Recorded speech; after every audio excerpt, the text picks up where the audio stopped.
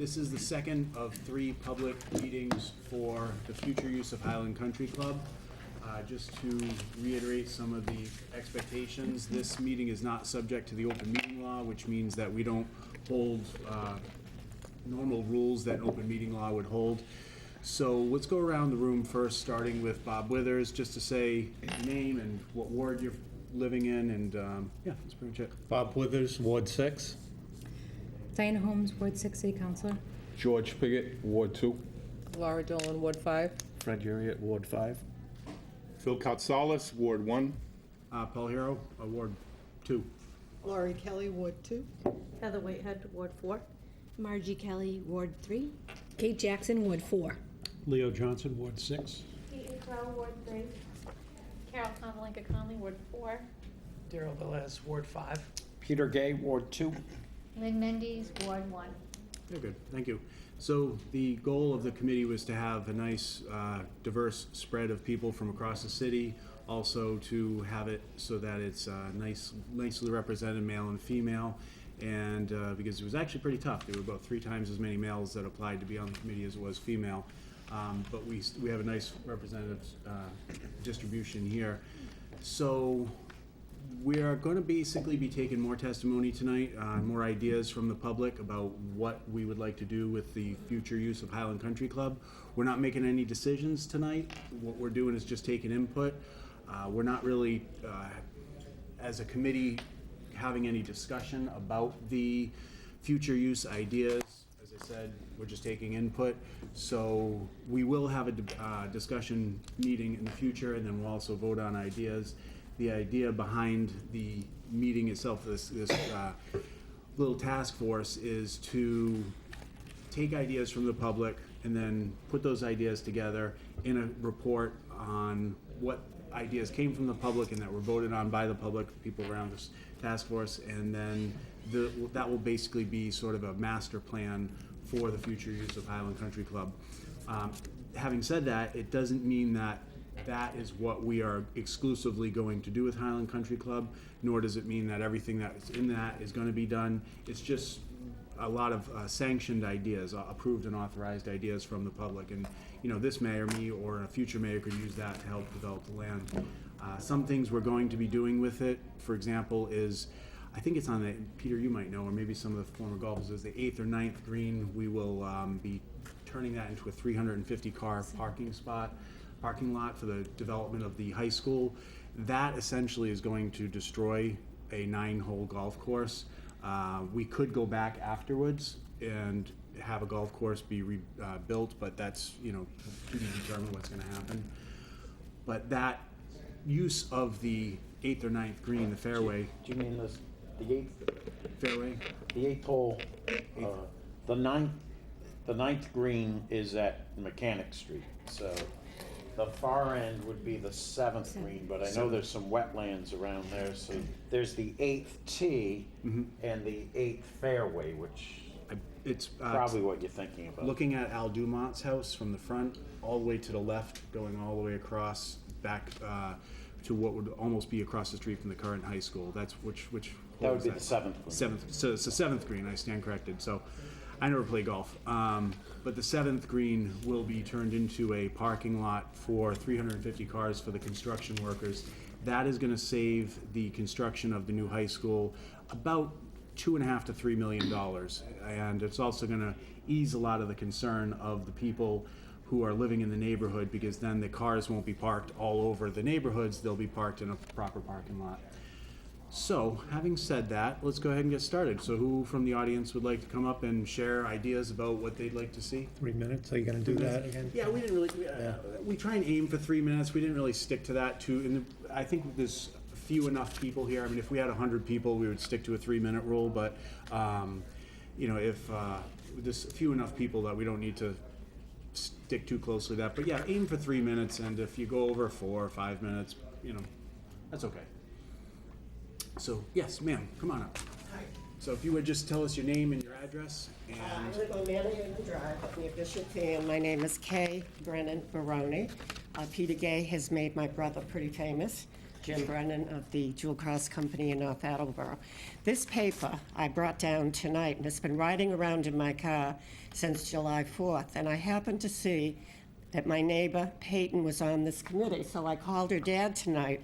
I thought maybe she could bring it down. Then I thought it's important enough. This paper talks about 2 golf courses that were bought by the city of Boston, and they're municipal golf courses, and they are doing very well. They charge $45 for a round of golf, $20 for a golf cart. I talked to a friend of mine tonight who was the golf instructor at Babson for 26 years. He knows these courses very well, and he said they're very well liked. So my paper is yellow, okay? And it goes on, and it tells it's Franklin Park and then the George Wright golf course. I would like to submit this paper. I'm not very good at printing things. If somebody could print this and make it smaller and pass it around, I think it's well worth reading.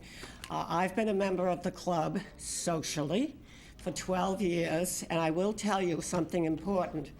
The book group is mostly women. There are about 20 women, and we call ourselves the Highland Country Club Book Group. We are still meeting. We have had such a wonderful turnout. Some of the gals had it at their houses at first. Now we go to Moran's. They give us a room and back, a special waitress. We all have a glass of wine if we choose, talk about the book, and then have dinner. And so the Highland Country Club, the people who have lost the Highland Country Club still love it. And they know that it will not come back, but I would like you to consider it being a municipal course for Attleboro. Can I pass this paper? Do you think somebody could make copies at some point? Thank you. Are these 9-hole or are these 18? 9. I think the other hole, I'm not sure. It 18. doesn't say. They're 18. Joining us right now is also Derek Corsi. Hey, Derek, you can go ahead and have a seat right up here. Derek is the superintendent of Park and Forestry, and he's going to basically be one of our area experts on, like what we can do. But Derek's input is going to come during our discussion meeting when we start talking about the ideas and so. Very good. Welcome, Derek. So thank you. So, who's next? Who else would like to talk about future use for Highland? Some ideas. Yes, I see somebody's hand up there. Yes, sir. Come on up. What's your name and address, please? Good evening, Mayor. My name is Peter Clark. I am a resident of 97 Brownell Street. I have lived here in Attleboro since 1999. Originally over on Jackson Street for the first 10 years of my residency here, and never played golf, at least at Highland, but used to use Highland for cross-country skiing in the wintertime. Now, as I say, I'm over on the east side now in Ward 5.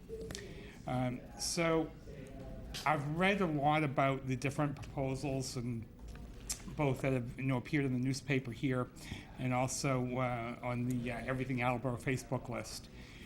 And the thing that I've heard a lot about golf courses, I've heard a lot about cross-country trails and walking paths and community gardens and things like that.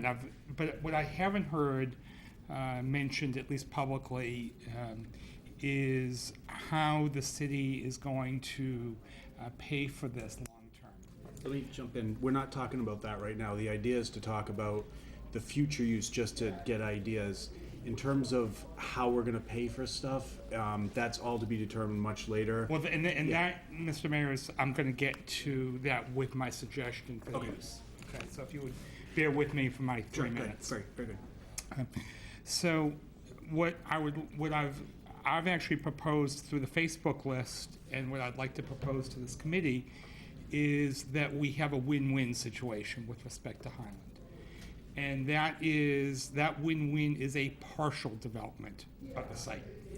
So we've already heard about, that, a good part of I think that I heard the 7th green mentioned is is going to be used in, as a parking lot. So that's going to be graded and smoothed out, and the grass is going to be removed. So the likelihood without a substantial additional future cost to the city is that a 9-hole golf course is not going to be practical, at least in the immediate future. And so what I would like to suggest is that in the future, that area that is going to be used tentatively for a parking lot be developed into housing for those that are, over age 55, so that it wouldn't bring additional students into the school system. And that, on the total site, and I heard, I've heard the acreage mentioned by Mr. Eurasian, the city planner.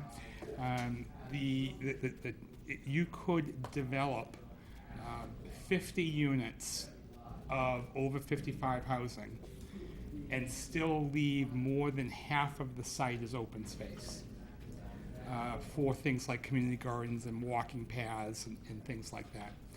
But that development of 50 units of housing, even if you were to, say, assign a lot cost of $50,000 per unit, could raise conceivably over $2 million towards the acquisition cost or the future development cost or the upkeep cost. So, as I said, what I'm trying to suggest is a compromise between the various factions that have at least already appeared on Facebook, if not in the city as a whole.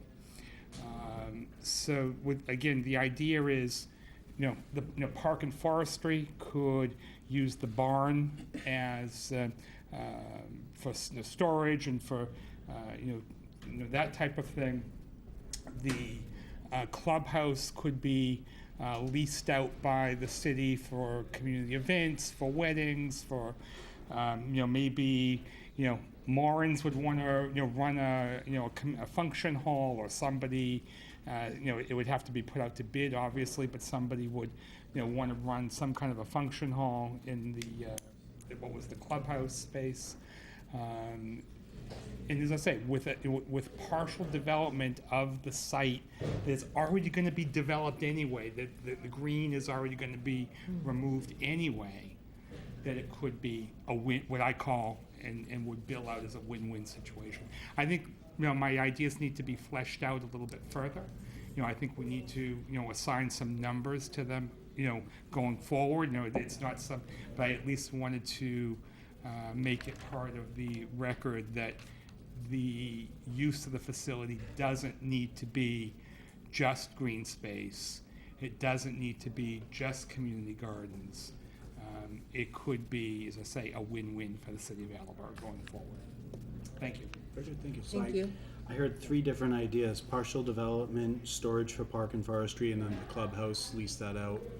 Is that pretty much just, As I say, it would be part of the whole, those are the 3 major suggestions, but again, there's already going to be the development of the parking lot for the next few years during high school construction. So I'm looking more long-term and not necessarily immediately tomorrow, but there is going to be this portion of the site, Mr. Mayor, that is, that is in essence going to realistically preclude it from being a golf course again, without it being a substantial cost to the city to redevelop it. And I just don't, I don't see the feasibility of doing that in the immediate. Despite, I know folks from Highland that are very emotionally attached to the facility, but we have another golf course on Locust Street. We have that is talked about future development. We have, who knows how long Stony Lee will be able to survive. Golf is unfortunately I used to play years ago before I got a bum shoulder and can't drive a ball any more than 20 yards anymore. But golf is a sport that is just not, going to, at least not going to survive in its current form in Attleboro going forward. And so, I'm looking at, okay, we just spent $3 million to acquire this site. How can we look to make it a win-win for everybody in the city? Very good. Thank you, Mr. Mayor. Thank you. Any questions? Good, thank you. So, who's next? Ellen Parker, come on up. Just your name and address, Ellen. Ellen Parker, 65 Norgate Road, Attleboro. I've lived here all my life, and all my life has been a golf course. But when I testified on whether or not the city should purchase this land, I kind of stated my reasons then, and I did get up here in support of the city buying the parcel of land. And what I stated was that I did work on the comprehensive plan, and in that comprehensive plan, one of the things, among other things, that we wanted was more open space. And this fit into that mold of wanting more open space. Personally, what I would like to see on there is something we don't have in Attleboro, which is a bike path around the perimeter or something. I mean, I like to ride my bike, and riding on the city streets is just crazy. And technically on North Ave, which is where I kind of live, they call it a bike path, but it's just a little piece of strip on the land, and you're taking life in your hands to just go down there. And I like to ride my bike down there. I'll zip around through Woodlawn because it's a nice place to zip around. But it would be nice to have a good-sized bike trail around that people can take advantage of. Passive walking, recreation, walking trails is what I'd like to see, open space. And as far as the golf course goes, personally, I would think you would also have to look at the conservation agent coming in and talking about the wetlands, because once you cease to use something, like when we cease to use the South Attleboro Library, that can no longer be a library because it has to come up to code. So once you start now taking the golf course not being used for a couple of years, dollars to donuts, they're going to say, oh, it's not meeting the wetland, the holes might have been too close to wetlands and things like that. So personally, those are my thoughts. And the other thing I had, the gentleman, I watched a little bit of it online when the last one, someone mentioned, and I agree with, being really generationally responsible and not just plopping things down, but saying, we need to be generationally responsible with this land, and maybe not just putting things down arbitrarily, because that's immediately we'd like to see. Maybe 50 years down the line, we're going to need this land for something. But right now, in the near future, I'd just like to see us take it slow, put some walking paths in there, a bike trail, and if you want to put a community garden up there, that's great, but let's not go crazy. Let's just have some fun with it, and just take it easy. That's my thoughts. Very good. Thank you. Thank you. Thank you. Well, actually, Ellen, I have a question for you. A moment ago, when you talked about the bike paths, you talked about that on being around the perimeter. What are your thoughts about not just keeping it on the perimeter, but also looping it through? All the better. Okay. If you have ponds on there, you can have little signs on there that say, going to, I don't know, the Peter Gay little pond, or whatever you want to put there. Maybe the George Pickett something. I don't care what you put on there. My dad served when George's dad was the mayor. My father served on the council at the same time, so I know they had some interesting times because I remember a few of them. So no, I am perfectly good with that. I just think that having a nice bike trail in Attleboro, so you don't have to take your bike and lug it all the way to the Cape or down to Rhode Island or something, it would be great in Attleboro. I think people would take advantage of that and really enjoy it. And I think having a nice place where we could go and enjoy ourselves, that's what I'd like to see in Attleboro. It's 93 acres, it's beautiful. Very good. Thank you, Ellen. Thank you. So who's next? Bill Bowles, come on up.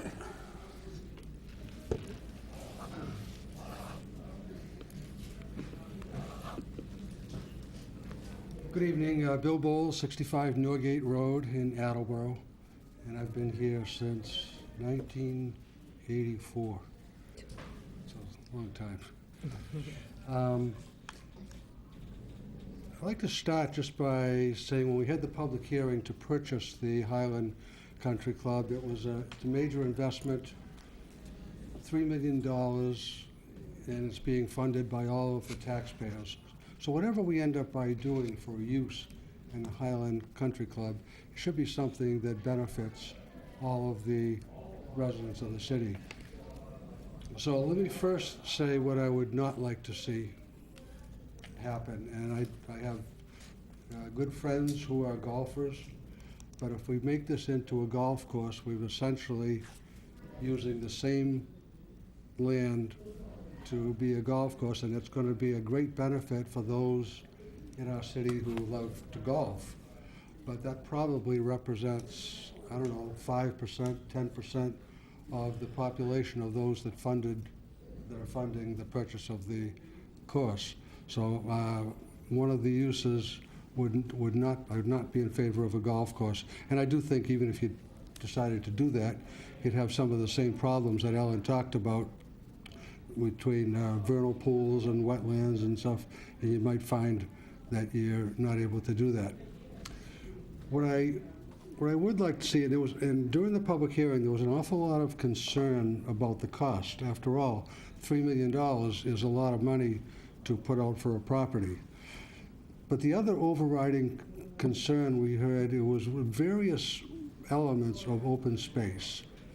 If we wanted to build 50 units or 100 units of some kind of housing, we would have just followed the proposal of the applicant who wanted to build houses.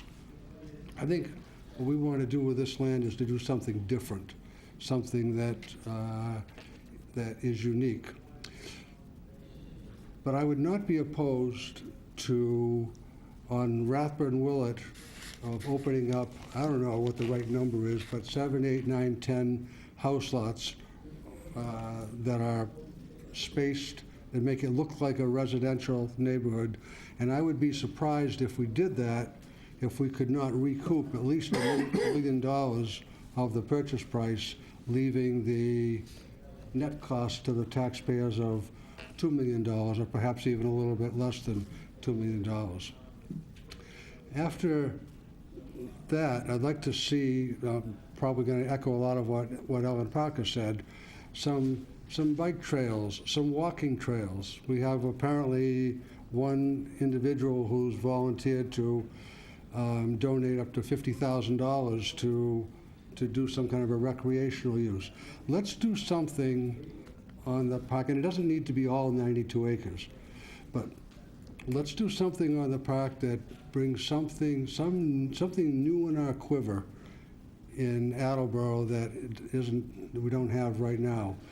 When we decide to go bike riding and we want to make sure that we're not hit by the cars, we'll go down to Cumberland, to that bike area there. We go down and it's great. It would be nice to have something like that in our fair city, and I think this would be perhaps an opportunity to do something like that. Hiking trails, develop some hiking trails that people could come in and for the old folks like me, something's not all that challenging, and it's not super hilly, but then for others maybe even something more unique. And I would contend to the committee that that's the flavor of what we were hearing at the public hearing. Everybody had, granted, there were golf enthusiasts who wanted a golf course there, but when you take out the people that were advocating for golf, most people were advocating for some form of passive recreation. I would not want to see us put housing units there. We've got property all over the city where we're building houses, and we're doing this. This land has been open for 100 years or however long we've been doing it. Let's be generationally responsible, and when our grandkids or our great-grandkids are looking at this property, as the mayor said in the public hearing, when they're looking at this property, let them see something that is really special, something that people from other communities are going to come and want to take part in, something unique that Attleboro has. So that would be my thought. Any questions, anyone? Good, thank you, Bill. Thank you. Bill.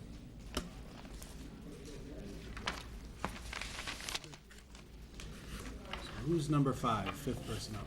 Anyone? Who's next? Very good. What's your name and address, sir? Bob Rainville, 5 Kathy Lane. It sounds to me like using the property as a golf course is totally out of the question at this point in time because of turning a portion of it into parking lot. Is that correct? All right. Kind of seems ironic to me that open space like that, which is the purpose of this meeting, is going to be turned into a parking lot. I just find that ironic. Also, there's been a lot of comments about open space. Golf course is open space. There's a lot of wildlife on golf courses. People who spend any time on golf courses, you're outdoors, you're walking, you're getting exercise. You're using the land in a passive way that doesn't threaten it or harm it in any manner. Golf is on the rise by the mayor's own report, and I submit that with what happened over the weekend with Tiger Woods, it's going to continue to rise. The other thing is that several of the proposals by people have already this evening have stated to take some of that open space out by selling off property for housing, whether it's for elderly housing or over 55 housing, whatever, which to me contradicts what the intent of the property is. A golf course also would generate revenue for the city and pay for itself. And the use of it as a golf course is not exclusive of some of these other things that I've heard. People have already said they use the property currently for snowshoeing, skiing in the winter.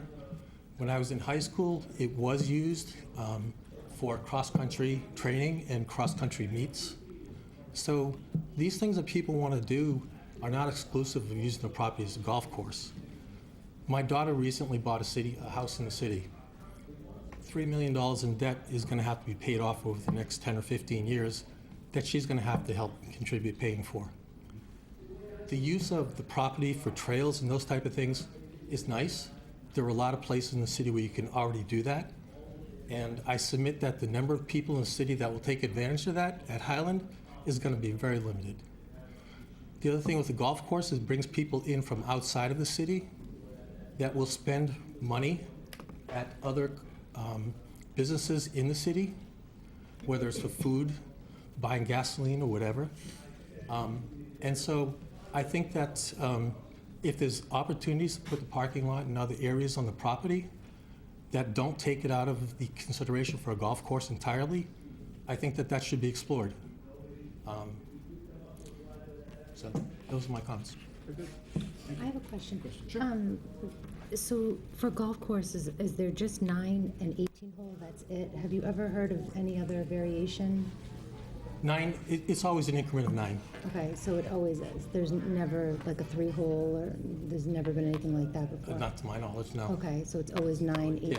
and that's it. Okay. And the other thing too, one of the other comments that I heard was, if you stop using it as a golf course, then basically it's a fait accompli. It's never going to be returned to be a golf course. It's going to be too expensive to do it. And there'll be too many regulations to deal with.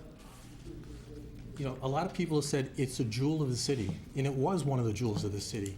It was a reason why people came to the city and spent money here. So just to dismiss that, I think is sad. And I think it should really be reconsidered. Thank you. Thank you. So I'm going to take a moment to talk about one of the things that I did, because the parking lot's come up a couple of times. One of the ideas that I wanted to present, and I have a couple ideas, but this is one idea in particular that I've been quite excited about because there is a funding mechanism for it. The golf course would be ruined if we put up a parking lot, and the parking lot would save the construction of the building, about the new high school, about $2.5–3 million. But that parking lot would not necessarily be temporary, because one of the things, and I've spoken with the performing arts program at the high school, is to put up a community amphitheater over in that corner, and then that parking lot would then become the parking lot for a community amphitheater. there are different foundations that give out grants for education-related purposes, and if we tied in this community amphitheater to the city's, the school systems, school districts, performing arts program, we could get money to actually help build that. Kind of like we have somebody who is donating money to build walking trails and biking trails. This parking lot is also, should be noted that it's going to be constructed in a way that almost no trees are torn down, which is quite a good thing. But that's the idea. One idea that I'm presenting to everybody to consider is building a community amphitheater, which would be used by the high school performing arts program, but also others throughout the other programs throughout the city. Yes, Bob. We voted to purchase the land for $3 million, and I guess the citizens, and we decided we're going to build a high school. How are we going to save $3 million? Was it going to be another $3 million tacked on No, I to can't what explain we were that. going to build? No, the way it saves $3 million is because not just is the area where the parking lot's going to be constructed going to be a parking lot and not have 350 cars. That's how many construction workers spread out throughout the neighborhoods on neighbors' streets for 4 years, which would be a huge inconvenience to everybody that live in the neighborhood. But also the staging ground for steel. Instead, by having a place across the street from the location of the new high school where steel can be stored and also put together and just do all sorts of things, instead of having it brought in, that saves on a lot of money. So we can't basically say to the taxpayers, here's $2.5–3 million back.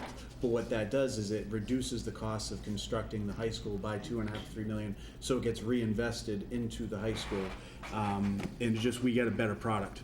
Now, this all happened before we bought Highland. What was going to happen? We were going to tag on another $3 million? No. What we're doing is we are now finding a way to develop the high school that is not as expensive. We're finding ways, and I attend the school building committee meetings on a regular basis every month, and then almost every week we on Fridays go down to Foxborough with the architect and engineers, and we're constantly finding new ways to cut costs and just basically stretch the dollar a little bit further.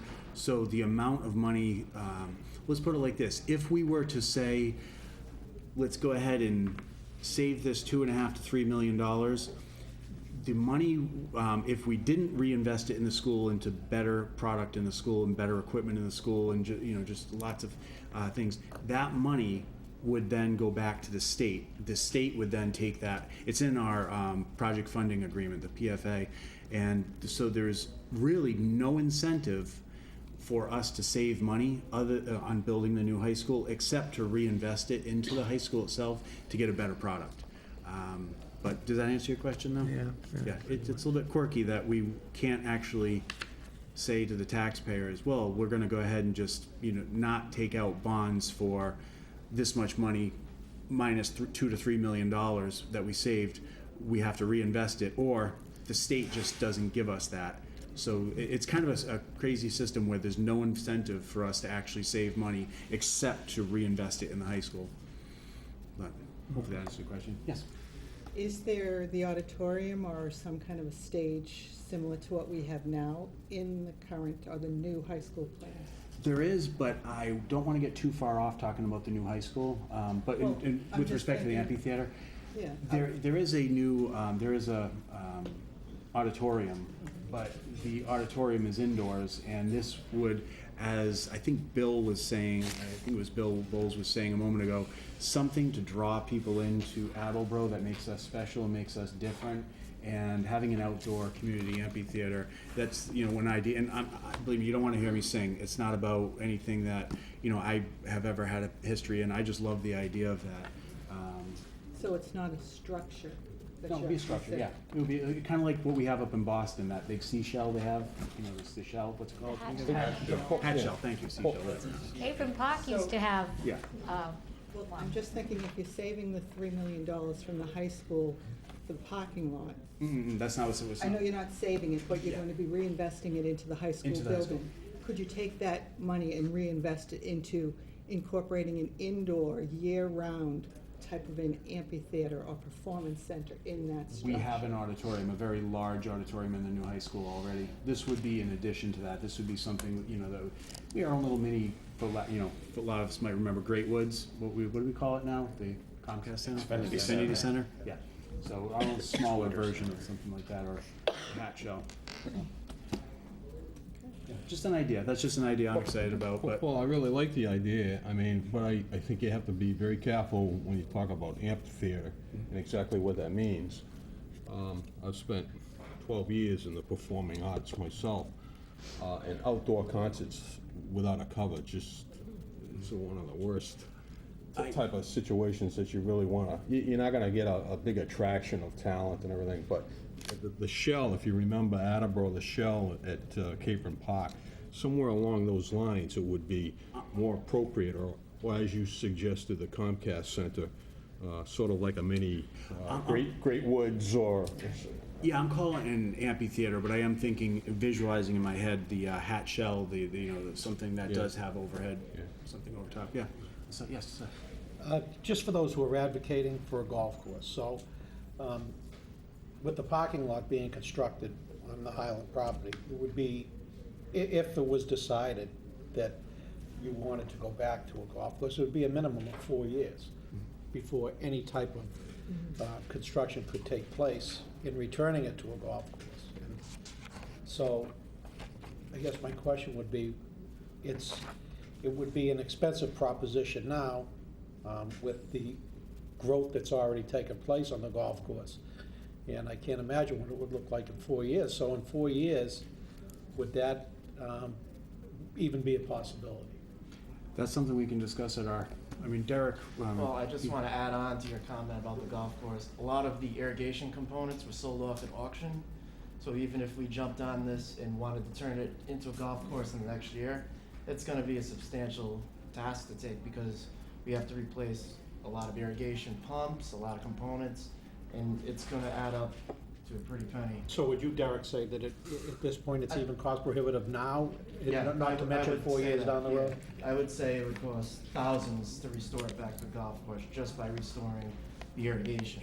And you all know irrigation is essential to a golf course if you want to attract people. Any other questions for me on my idea? Just want to. Yes, Peter. We'll discuss this in more detail when we actually discuss all of the ideas, but when I first heard you say amphitheater, my immediate thought was at the end of the current parking lot, below where the tee was for the driving range. So when you go to the end of it, you've already got a hill there, right, which would be perfect for, and there'd be a cost involved to put seating in, bench seating, and some kind of shell, some kind of stage down below, which I think would cost a hell of a lot less, and you still have the parking lot already there. Are you talking where the driving range was? Yes. Cool. And then you'd still have all that room where the driving range actually is to do whatever. Part of my reasoning for having this hat shell, I keep calling it amphitheater, but probably like a performing arts stage with a cover on top of it, with a shell that would echo out.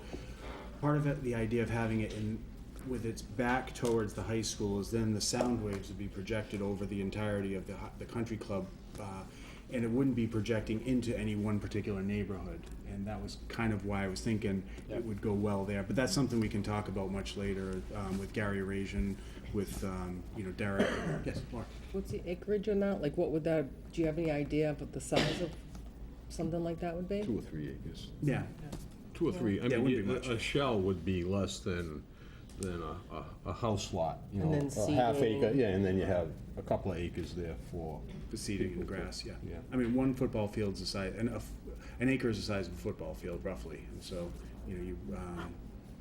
probably 2 acres of grassy area, but that's the idea that I just wanted to throw out there and think about it. So that's all. Would you also need parking for that? Well, we have the parking. But Parking lot that's being taken out of the green space, the open space? Yeah, the parking lot. As parking lot then? Yeah, parking lot would basically be the 350 spots, parking spots that are going to be used for the construction workers for the construction of Highland Country Club. Right, you would turn that into an amphitheater, but then you would also No, no, be no, parking for that amphitheater. No. The parking lot would stay right where it is, and the amphitheater would be adjacent to that somewhere. So that parking lot would never be returned to open space? That's correct. Okay. Yeah. So you're taking that amount of open space out of the property that's there now? To save I just wanted to be clear on that. Well, yeah, to save $2.5 to $3 million on the construction of the high school. If it didn't do that, I mean, that right there is basically paying for itself, paying for the course, the purchase of Highland Country Club, because it's reinvesting it, and we're getting a much better product for the high school. That would go to the state? No, you gotta follow. If we were not to reinvest that money, then that money would go back to the state. But what we can do is we can go ahead and take that money and reinvest it into the high school, and only the high school. That's what we, otherwise, that money would have to go back to the state if we didn't reinvest it. And what would you reinvest it in? Just a better product of high school, and that's something we're doing right now in the design development phase with Castle Booz, the architect. So that's being done basically every Friday morning. I just signed a bond for $10 million because we're already working with your engineers and architects. But we're in the design development phase of the high school, looking at where we can save money, where we can improve it. Just everything from, automatic flush, with the toilets, to different materials, to what we're gonna, the type of lighting we're having. I mean, when you spend a little bit more now, you can actually save a lot more in the future by being more efficient. So that's kind of what we're doing by spending more now with that. So does that make sense? I understand. Okay, very good. Thanks. Clarify that. Okay, Peter. Just to echo his comment, if this is never a golf course again, I'm fine with that, as long as we explore every option. And when I first heard about the 350 parking spaces, it's tough to argue with savings of $2.5 to $3 million. What I envisioned, though, was the possibility of not the parking lot where the seventh green was, but the 8th fairway, and for a few years making what had been a par 5 8th hole maybe a short par 4 or a par 3 over the hill to the green. And as long as paving wasn't done and it was gravel or something, you still have that opportunity down the road. But what I'm hearing now, there's no watering system, this won't happen, won't happen. It sounds to me, unfortunately, like a golf course is dead forever. I actually understand Arabic better than what Peter just said, but the fairways and the greens. Yeah, right. I don't know golf at all. So, Laura, yes. So as far as regarding the golf course, and my husband's a golfer, and it probably, like Derek said, it's not cost effective right now to even consider it. But you talk about, like that gentleman said, you talk about open space and for everybody. So a golf course isn't really for everybody. I've never stepped on Highland Country Club property unless I was at a wedding. Well, I didn't enjoy it. Let's have the discussion. As a citizen. Yeah, let's table the discussion for now. Keep taking ideas in and talk about the pros and cons of the different ideas at a later date. Because right now, I just want to keep taking ideas in from the public. So, yes. Has the parking lot already been okay? I think it's a shame to have a parking lot. Where would the workers have a park before? All over the neighborhood, all over the place. And O'Connell Field. O'Connell Field was going to be, well, actually, no, not O'Connell Field. That was going to be the students parking there, students and teachers parking in O'Connell Field, because the parking lot over by the pool, and the bus area, that's going to be new high school. But yeah, at a savings of $2.5 to $3 million that can be reinvested into the school just to get a better product school, it's pretty much a done deal that we're going to do that. And there's different designs of that, and I'll bring those to everyone next time so people can see what that's going to look like. Has that been voted on and okayed by the Well, powers that be? No, that's actually a decision that I made with the school building committee outside of this. Like I said before, what we're doing here, this is taking ideas in. This is a task force to help develop ideas for Highland Country Club. But me as mayor and no other future mayor are bound by the ideas. This is just taking in ideas, and then it's going to be kind of a guiding document, but we're not limited by that. You know, so for example, Park and Forestry is already they're already cleaning up the garages for their own storage use, and that's just because it's a need of the city. And Derek, do you want to comment on what you guys are doing with those two garages that are facing across from each other? Well, we're just in the process of cleaning them up. They were in a little bit of despair, and we're going to utilize them for the Park Division of Park and Forestry for storage and basically to keep eyes on the property, you know, while we're in ownership of them. You know, and while we're there, if we have time, you know, a little bit at a time, do some work around the property to try and salvage what we can. The longer we let it go, the worse off we will be. So. Yeah. Thank you, Derek. I started off last meeting and this meeting by mentioning that this meeting's not subject to open meeting law, and this task force is a task force to help, you know, whoever mayor is, that happens to be me right now, but maybe it's somebody different in the future, develop ideas for the use of Highland, but there is no compulsion to limit it to just those ideas.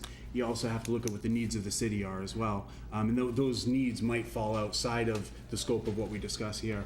But that is something that was discussed with the school building committee, and it's, you know, like I'm repeating myself, at a savings of $2.5 to $3 million that gets reinvested into the high school, it's almost irresponsible not to do that. How much is the parking lot going to cost? Can you project that? Asphalt is very inexpensive. You know, it's not going to cost much at all. I mean, it's how much? We're tens of thousands. Yeah. I don't know off the top of my head, but This isn't a meeting to get ideas. We're getting off topic. We're but, getting I off mean, topic. Yeah, And the you thing gotta is remember that though that the use of Highland Country Club and what we're doing here, this is future use ideas. You know, we're not actually in a place where we're supposed to be debating the ideas. And I'm repeating myself though, you know, as the mayor and as the chair of the school building committee, what happens with that land is actually exclusively at my discretion, or whoever the mayor is. You know, and so this process is opening it up to the public and getting ideas to have more of a sense of investment in those ideas in the future. But that is something that, you know, and when it comes to the funding for these things, that's when I have to go to the council to get money to do stuff, or to the, like the grants and donors and stuff. But we are getting way off topic though. I don't want to have a discussion about the high school and the high school parking lot. That's, you know, not really, you know, what we're doing right here. We're taking, the idea of tonight is taking ideas from people and not to go back and forth. So Ellen, you have a question? I just have a quick question since it's bubbling around here, and maybe this is not on your topic list, but just indulge me just for a quick second. Could she come up to the microphone for the people who are watching at home? Yeah. Sorry. It's okay. Do you want me to do my name and address again? But anyway, Ellen Parker, 65 Norgate Road. Can you just indulge me for just a quick minute? It's not really like the use of the land, but everybody is just talking about the parking lot. And the only question I had was, and you probably know this, how much of the land, I mean, it doesn't matter to me because I'm fine myself with using that for the high school. It kind of makes sense rather than parking in the neighborhood. And there was a rumor, which is the city's full of rumors, of using O'Connell Field for parking, and I was like out of my mind with that, and I said, how can you do that? That's parkland. I was going crazy. But how much of that land, just for my own knowledge, is going to be used that? So when I'm asked, which I'm asked constantly, how much of that land you're thinking would be used for the high school parking lot? That was just quick math in my head would say about 350 parking spots. At a parking spot is 10 by 20. And that gives us around 70,000 square feet, which is just around 2 acres, just under 2 acres. All right, so 2 acres out of the 93, so now we're back with 91. Thank you. That's all I wanted. So, very good. Who's next? Who else would like to talk about future ideas? Yes, sir. What is your name and address, sir? Anything Marty Crow, 22 Manor Haven Drive. Marty Crow? Crow, C-R-O-W-E. I've heard a lot of great ideas over the last couple meetings. I appreciate the committee taking input from the public. I just wanted to endorse some of the ideas that I have heard and then throw out maybe a new one. So on the subject of the amphitheater, think that's a great idea, and I say that without any regard to the finances of it or even the size of the structure. You know, amphitheaters can be something as simple as, you know, plywood stage, you know, set on a field and people come and look, or you can have the more classic structure and the amenities around it. But amphitheaters are magical places for the performers and for the crew who get to work there. It's experiencing doing something in an environment that you're not really familiar with. It poses different challenges for how you're going to put this performance together, how it's going to sound acoustically, what you can and can't do with sets that you can do more elaborately indoors, and of course the, you know, the lighting, and in some cases the weather factor. You know, the show must go on. But even more so, I think amphitheaters are great for the audience. They bring the theater to the people, and I really think it reaches a group of folks who may not typically be attending a play that day or that night, but who either hear it or see it happening in their community and think nothing of bringing a blanket and sitting down. I know that on a real local level, one of the biggest thrills I got for a few summers was when my daughter, Peyton, performed at Camp Finberg in an amphitheater setting. And it was just real cool for her as a camper, for her counselors who were older kids and young adults, and then for the parents in the audience to come see them and just sit on a stump, you know, and watch them act their little hearts out. So I like the idea of making that happen. Another thing that I heard that I thought sounded good, and then I actually went out and tried it a little bit, was the idea of that disc golf or frisbee golf. You know, I have to say, you know, I'm not a regular golfer, and I still don't think anyone would call me a disc golfer, but I went out and tried it at the Borderlands, and it was a lot of fun, and it was easy, and you know, I'm no athlete, but it was, you know, low stress, enjoyable, and it also struck me that it seemed a lot quicker than I would have thought for a round of golf. You know, I got through 9 holes in, you know, well under 90 minutes. I mean, I admit I went when it wasn't very crowded, but I just had a lot of fun, and I thought that sounded like a good idea. The new idea I'd like to pitch to y'all is that somewhere on the property, I would love it if we could invest in some bocce courts. I think they would be an excellent complement to the horseshoe pits that are now down at Lee's Pond. Again, bocce's kind of a low-impact game. You really don't need courts per se to play. You can just roll it out on your own lawn or any patch of grass, but when you have the pits or the courts, it makes for a nice play, and I mean, they could, you know, cultivate it to a point where there could be a city tournament just like there is in the on the horseshoe things, or, you know, any number of recreational. It's pretty low stress, and I think it would be a fun thing to do. Cool. Great, thank you. Questions? I'll be the first to admit I know nothing about bocce. I think there are some in Slater Park over there. There are, and Slater Park has... Are those grass? Or? No, they're like crushed gravel. And you stone dust. Okay. Yeah, you can, just like with the amphitheater, I mean, you can build the Taj Mahal with like crushed sea stone and stuff and shell, you know, like you're in Italy, or you can, you know, roll it out on sand. But the Slater Park's a pretty good representation. It's amazing because throughout the day you can see different generations making use of it. It's something that, you know, you can play with your kids and your grandkids or whatever, and, you know, you really don't need any degree of particular skill or athleticism to play. It's just fun. All right, thanks. Thank you. So who is next? Who would like to speak next? Ideas? Anybody else? Good, yeah, of course. Yeah, anybody at the committee is regular citizen too. They can all speak as well. Do it up there, or you can do it right here. Yeah. Phil Katsalis, 23 Ryan's Crossing, South Attleboro. When we were asked to submit a letter for participating on this committee, in my letter, I put in a recommendation for senior housing. However, it would have to be extremely specific on what the city would demand, and I'm not sure legally what, if anything, the city could demand. But my late mother-in-law lived at a community in Mansfield called the Village at Willow Crossing. And I know for one thing, it wasn't cheap to live there. But I'm kind of envisioning ranch-style, maybe connected units, maybe three units in a building, to have maybe 40 to 50 residents or units. I'm thinking that with the baby boomers aging, to get reasonable, attractive housing for 55 and older, I think it's kind of hard to come by. Some of those nicer places are really getting priced out of the affordability range. So I'd like to see 55 and over. I'm thinking if a football field, Paul, is about an acre, a footprint probably no larger than an acre or two. That way the city could get revenue, help defray the cost of this land, make some money. But again, a lot of it would be dependent upon what it could in turn be sold for.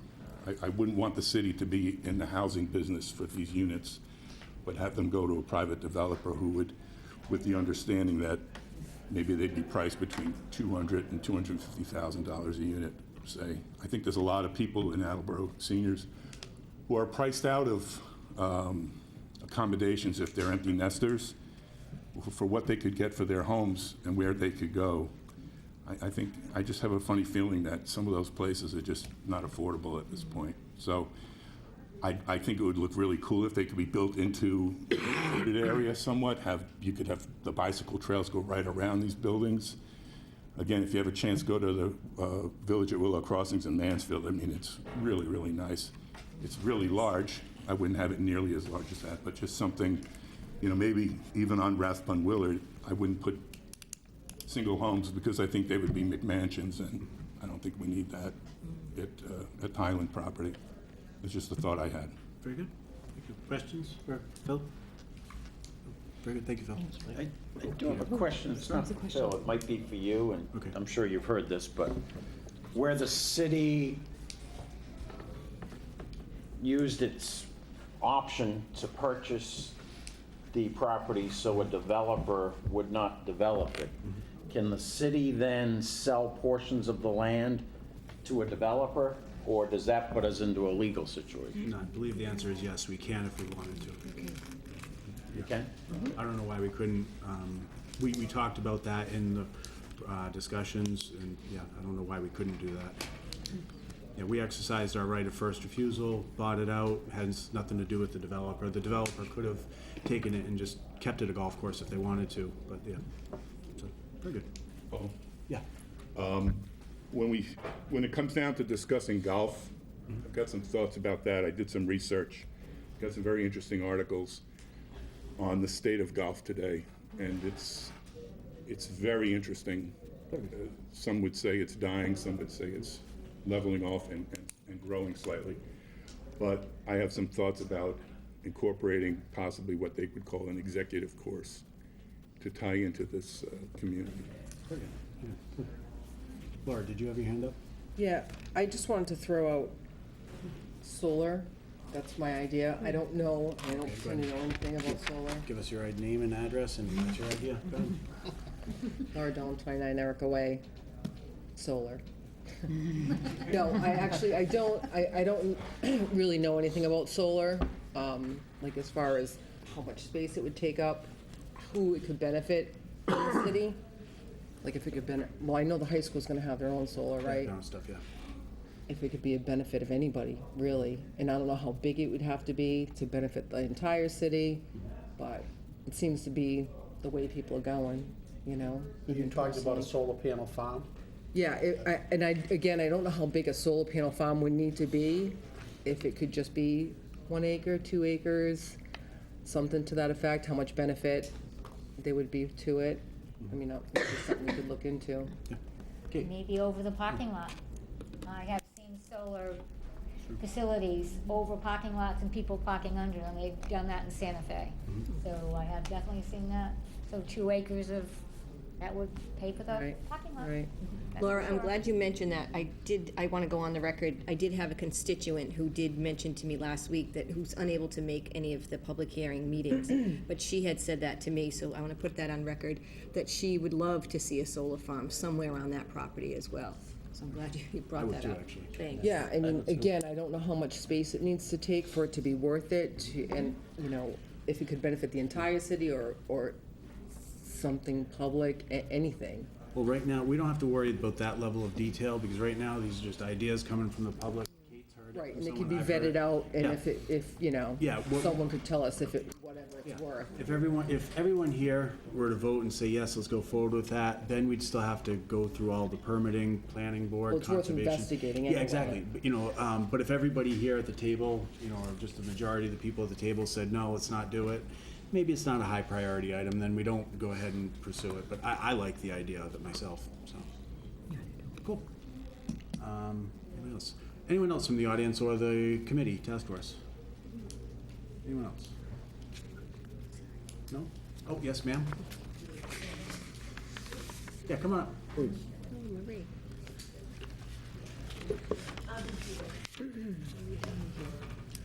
So, yes, ma'am, what's your name and address, please? Marie Donahue. My husband loves to golf. Marie Donahue, 43 Chestnut Lane. Talking to the mic right there. Saying I'm vertically challenged. I just wondered if it could be used for a number of things. Maybe like MGA has the 3-hole golf course in Norton right here. Keep happy campers on the 3 holes with the putting green and the chipping green, and then maybe have some type of like aesthetically pleasing pathway or something like I don't know, but like Mystic, if anybody ever walks on that little walkway, Mystic, or this place up in like Kennebunkport, there's cottages or something, I can't think of the name of it, but there's like 12 little houses or 10 little ones.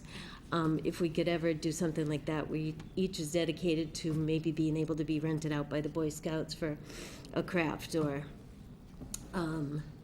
some folks who know certain things could mentor the younger kiddos finishing up high school, and they would have maybe a skill, or they could rent out another one and write to the servicemen and women or something, you know, like 10 functional little, you know, houses or something, but still a pleasing little pathway, and just, you know, well, I mean, my husband loves to golf. I know how to golf, but whatever will be, but just an idea to keep a few people, you know, content, and every age. And amphitheater reminds me of Portsmouth, New Hampshire, where we used to live, where they had the outdoor ones on Strawberry Bank. That's neato.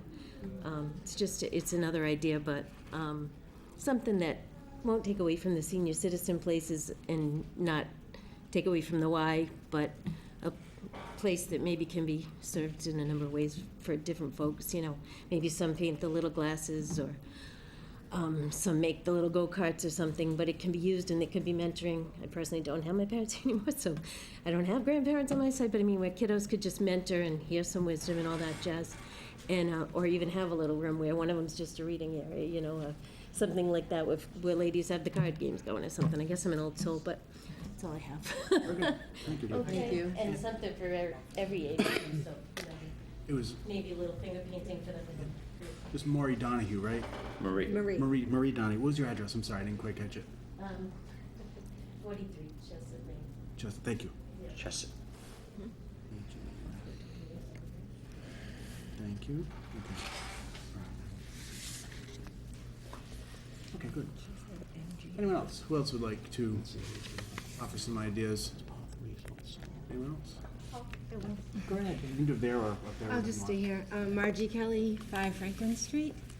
A lot of what I had in mind has been mentioned, especially the solar. And I was thinking of the solar as sort of like the demonstration panels they have at Oak Knoll, as maybe a teaching tool for the community, like a demonstration. But it sounds like, at least for the high school kids, they already have something arranged. I was thinking of the high school kids like CTE. But even so, I'd be interested in having the opportunity to learn those things in a community space. But the other things, a playground, things that include kids. I was looking at models. I don't know if anyone has spent any time on the Rose Kennedy Greenway in Boston, but they've done an amazing job with creating ways to bring people into that open space.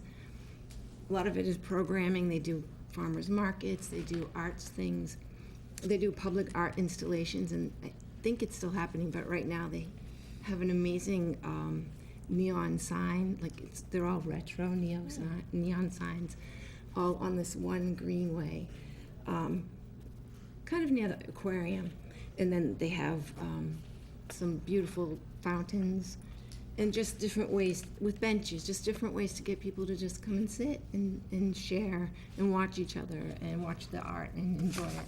So I was walking around in Highland one day, and there's a lot of wildlife in there. And I just hope whatever we do, we can try to manage to not, destroy that aspect. And the last thing, I run a teaching garden at Willett, and I would love to see more gardens, even in some little corner, if we could get some for the community, and maybe partner with people who can do programming for the community, teaching.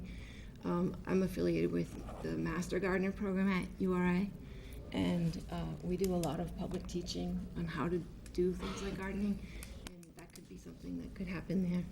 And the last thing is just, it'd be fun to put labels on the trees and the plants and kind of curate the space so that when you're there, you can actually maybe learn something. And I think when we learn about nature, we respect it. So that's my 2 cents. Thanks. Very good. Thank you, Margie.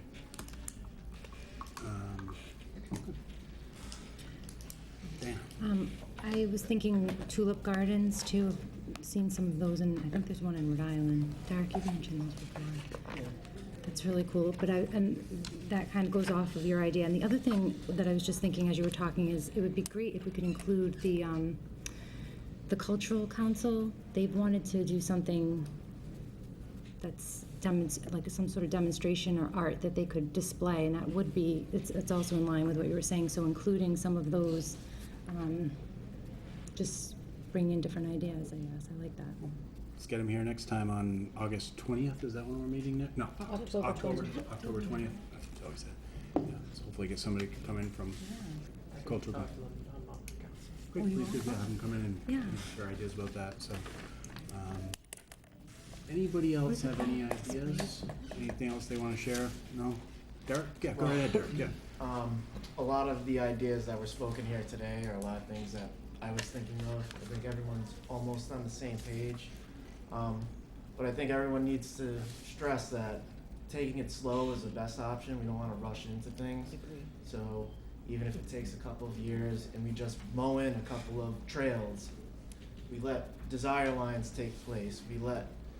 We kind of get a feel for the property, and it just let things occur naturally. That's the best way to design an area and to kind of fulfill the needs of a space.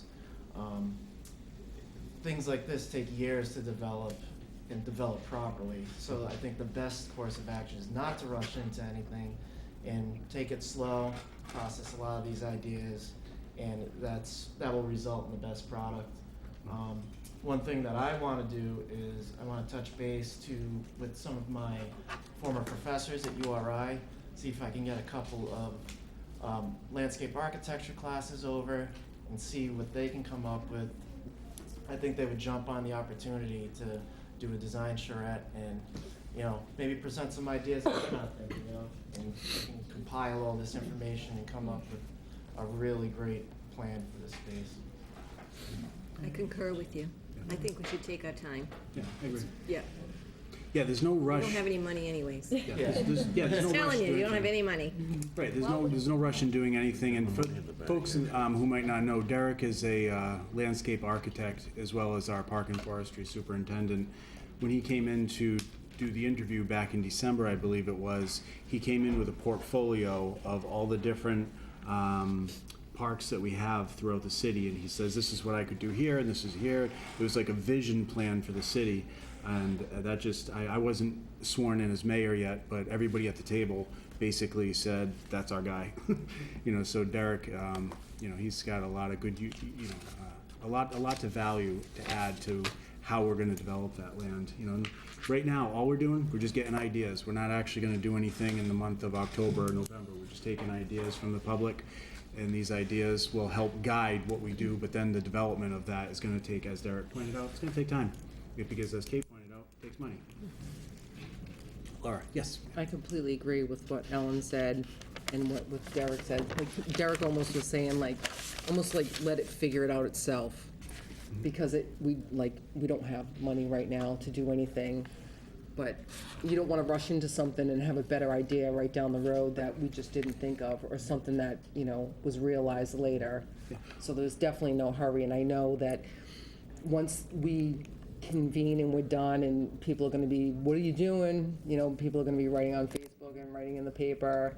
They had the committee, nothing's happening. So it is going to take time, and I think we should definitely take our time. What I'm thinking now is a temporary fix for the space is there's a series of golf cart paths around the property.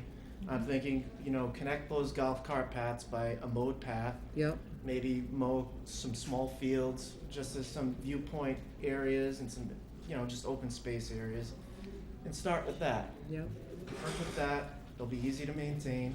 And then from that point, we can process it and come up with different ideas for the spaces. No, I agree coming from those completely. paths. Mayor, how long do you think that the property will be off limits to the public at this point?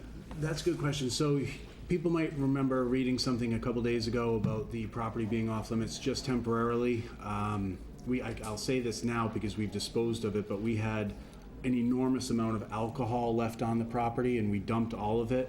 We were worried about high school students, getting in there and getting a hold of that. That could be a catastrophe. We have a lot of, let me just streamline it like this. The building inspector needs to go through both the buildings and also the grounds itself to make sure, and as Derek pointed out, the sprinkler heads have been removed. And Derek, are there pipes sticking up in places? Did you say something about that? There's a lot of stuff going on there. Yeah, so Derek and his crew have to go through and make sure that branches over walking trails are not ready to drop on someone. So I don't think it's going to be too long. I think maybe a couple months or so for us to properly go through it, make sure those trails are okay to walk on, nothing's going to drop on you, you're not going to trip over anything, make sure that the building itself is cleaned up, we don't have vermin in there or anything, because we had a walk-in refrigerator that food was left in it and it was turned off in January. The meat was walking again. All right. But so it was pretty bad. It was really pungent. So So we still going there Wednesday? This doesn't sound like fun. we will avoid the kitchen area. But the health department is in the process of getting a 30-yard roll-off container dumpster to then get rid of that stuff. But what we also have to do is start cataloging everything that was left behind, because it's all city property we now own. There's some stuff that's just trash, and some of Derek's staff is working on that right now, just throwing out the trash. But there's other things that really need to be cataloged, and the historical commission is going there tomorrow at around 2 or 3 o'clock. No, not. Mayor, you called us and told us you can't do it tomorrow, it's now Thursday. Okay, so it's Thursday. That's right. Okay, so it got changed to Thursday. So yeah, that's going to happen on Thursday, where there's a lot of historical value to the building. There's photo albums all over the place. There's pictures on the walls. There's all that stuff needs to be preserved. So we're just going to take it, put it in a corner, put it in a room. So to answer your question, there's a lot of things that need to be done to the land and the buildings before it's really ready to be opened up. But yeah, we was walking around. I mean, it's a pretty large building. It's 12,000 square feet, I believe, and there's only one little corner of the building that really is not. I wouldn't encourage anybody to walk into because it smells pretty bad. But that is something that the health department is cleaning up. So we can still go Wednesday night at 5? Yes. Okay. Yeah, we can still go Wednesday at 5. Yeah. Yep. And then we're doing another one Saturday morning, I believe. Yes. Yeah. So so those are we can all meet Wednesday at 5. That's for the task force here, and then Saturday, if you can't make it Wednesday, you can make it Saturday. Then our next public meeting is going to be October 20th, I believe, and that'll be at 7 o'clock. No, 9:30 in the morning. 9:30 in the morning. Excuse me. 9:30. That's right. Saturday morning. But we'll do the same thing, and then after that, on that Saturday morning, October 20th, we'll go ahead and schedule maybe We might even need 2, maybe even 3 different discussion meetings to talk about, like, to really hash out the ideas, because we're gonna have taken in a bunch of ideas, and then we're gonna wanna talk about the pros and cons of those. Derek can help weigh in on that, Gary Arazian can weigh in on that. We also want, just because we have an idea, it doesn't mean we just do it. We still have to go through the different board, anything we wanna do, we still have to put it all through all the boards and commissions that the city has, put it through Conservation Commission because it's outdoor space, all that would have to still transpire. And all this is gonna take a lot of time, so as Derek said, and we all kind of in agreement, this 93 acres is not gonna be developed by June next year, not even close. We might have 1 or 2 little ideas pop up in this little corner or that little corner. That might happen because they're low-hanging fruits and easy to accomplish. But the 93 acres, it's gonna take a long time for this to happen. Yes, sir? How long do you anticipate keeping this committee together? I think we'll have one more of these like task force meetings where we take ideas from the public, and then we'll meet probably 1, 2, maybe 3 times. And then on that last meeting, what we'll do is I'll come in with a list of all the ideas that have been presented to us. We'll already all have those ideas fresh in our head, what we like, what we don't like, and then we'll just vote on them. And then stuff that makes the cut, we'll put it into a master plan. And then, I can use that, or a future mayor can use it. And it's just a guide of different things that can be done with the land that ideas that have come from the community and have been voted on by the community, but it's not by the members of this, task force, but it's nothing that, is limited to, we don't limit, anything could come up. The city might need space for a new school someday, and we have like a new elementary school, and so instead of building, we have to replace Studley, we might need to put that on Highland Country Club, but we don't know what's gonna happen. Well, Derek had mentioned talking to some of his professors from URI. Now, would you wait until all these ideas have been presented and then go to URI? Yeah, that was part of my plan. They would probably do it as a semester project, so I think this semester would be too late. They might do it for the spring semester. Fun. And I'll touch base. I know when I was there, we did different projects like this, streetscape redesign. I think they would jump over this opportunity because it's a rare real life experience that they could use as a teaching tool. And us youngins are pretty creative. We can come up with some good ideas. So as a committee, would you keep this committee together so that we Maybe meet one more could time have in the a spring or look at something? whatever? Yeah, and part Derek's of group the come up with? process, they would do like a charrette where they would invite the community and they would come up with designs or get a feel for what their presentation would be. Yeah. So that would be in the plans. To answer your question, yes, we could reconvene. I was planning on saying, okay, thank you for all the help with, coming up with the ideas and vetting the ideas, and, probably sometime in November, December. But, when Derek's former professors and the classmates that, coming after him, when they want to come and say, okay, here's an idea, schematic for the land, we could reconvene together just to see that as well. There's nothing, I've said it numerous times, this task force is not subject to open meeting law, and I say that because we don't have to follow the normal rules of open meeting law. We can kind of do whatever we want. This is, a group of folks that are coming together because they care about the community, they care about the future use of this land, and we can do what we'd like. So if we want to get back together, yeah, we can do that. It seems like the consensus is all we have is time. Yeah. And to take our time. Yeah. And I think it would be a good idea for the group to stay together as long as it takes to make sure that we have something. Yeah, and all we're doing here, we're just taking ideas in. That's the whole idea of this task force, just taking ideas in, and then those ideas will be legitimate ideas for the future use. But we have to do all those? Nope. Are those the only things that are gonna happen with it? No. But that's what we wanna see, kind of, these ideas come from the community, and then there's legitimacy to these ideas when we start actually, when a mayor sends down to the council a request for funding, then the first thing the council can say is, well, do we know the community even likes this idea or not? Well, the answer is, yeah, we do, because this idea came from the community, and people from the community voted on this idea, and, you know, none of this we have to do. I mean, we you know, I like the idea of this involvement, but, did I answer your question, though? Yes. Yeah, very good. So, any other questions before we convene? And then on Wednesday, we'll meet at Highland and that's just for the group here. That's not open to the rest of the public. It's just for this task force, because we don't want 200-300 people showing up that want to go through it. But we'll go through the buildings.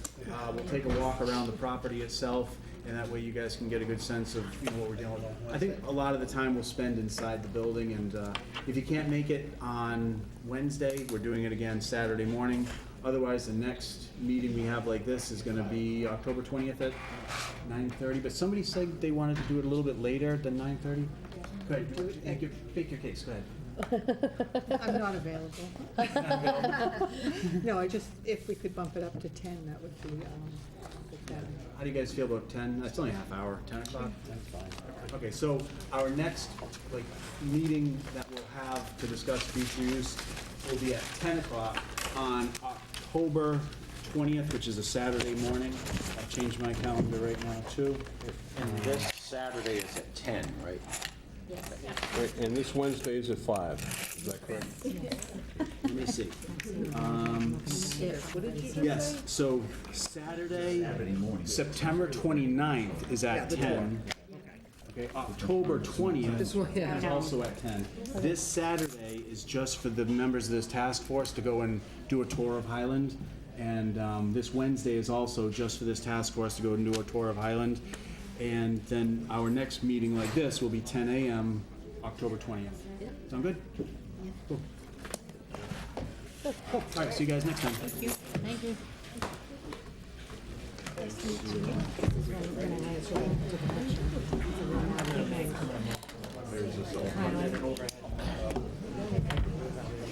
Consider showing the council when I